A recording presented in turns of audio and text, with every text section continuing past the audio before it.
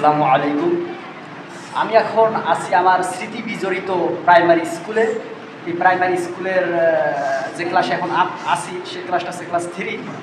আমি ইসলাম শিক্ষা বই সম্পর্কে এই 3য় শ্রেণীর ছাত্রদেরকে কিছু প্রশ্ন জিজ্ঞাসা করব, দেখি তারা পারে কিনা, বা আমাদের এই প্রাইমারি স্কুলের সন্তানরা ইসলাম সম্পর্কে কতটুকু জানে। শোনো, তোমাদের সৃষ্টিকর্তার নাম কি বলো তো? তোমাদের সৃষ্টিকর্তা থাকে কোথায়? কোথায় থাকে? তোমাদের নবীর নাম কি?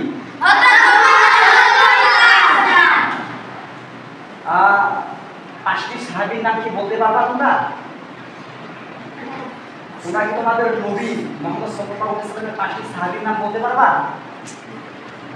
হ্যাঁ, এই তো আমাদের এই যে 3য় শ্রেণীর ছাত্রদের এই যে মেধাবুদ্ধি এখন আউট হয়ে গেছে। এটা খুবই দুঃখজনক। তারপরও দেখি অন্যান্য কিছু আরো কিছু জিজ্ঞাসা করি। তোমাদের কাবা কোথায়?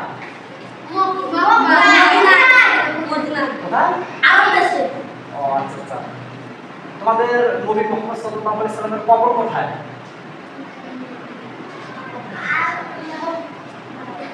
তোমাদের নবী মুহাম্মদ সাল্লাল্লাহু আলাইহি সাল্লামের একজন স্ত্রীর নাম বলো। চিন্তা করেন, এই হচ্ছে আমাদের 3য় শ্রেণীর ছেলেদের ইসলাম সম্পর্কে অবস্থা। আরো বলি, বলো তো আরেক অক্ষর কয়টি? 29টি। একজন দাঁড়িয়ে বলো তো, মানে আলিফ থেকে ইয়া পর্যন্ত বলো।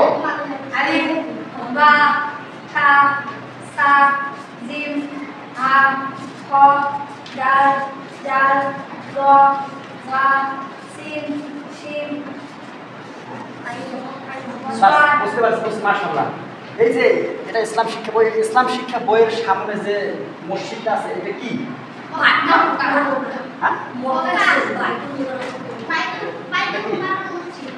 এটা কি?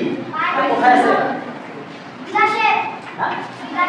চিন্তা করুন, ইসলামের 3টি পবিত্র স্থান মক্কা, মদিনা এবং জেরুজালেমের অর্থাৎ ফিলিস্তিনের সেই মসজিদুল আল আকসা।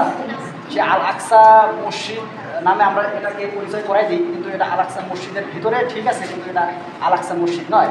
আমাদের ইসলাম শিক্ষা বই দিয়ে একটা ভুল শিক্ষা আমাদেরকে দেওয়া হচ্ছে। হ্যাঁ, আল আকসা মসজিদ মূলত যেটা কালো কালো আর কি গম্বুজের, সেটাই আর কি আমি আমার ফেসবুক পেজে ইতিপূর্বে দিয়েছি।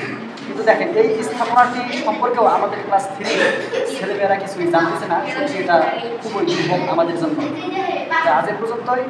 ইনশাল্লাহ পরবর্তীতে আসলে অন্য একটা দিন অন্য কিছু নিয়ে ইনশাল্লাহ কথা বলতে হবে। সুবহানাকাল্লাহুম্মা ওয়া বিহামদিকা আশহাদু আল্লা ইলাহা ইল্লা আনতা আস্তাগফিরুকা ওয়া আতুবু ইলাইক।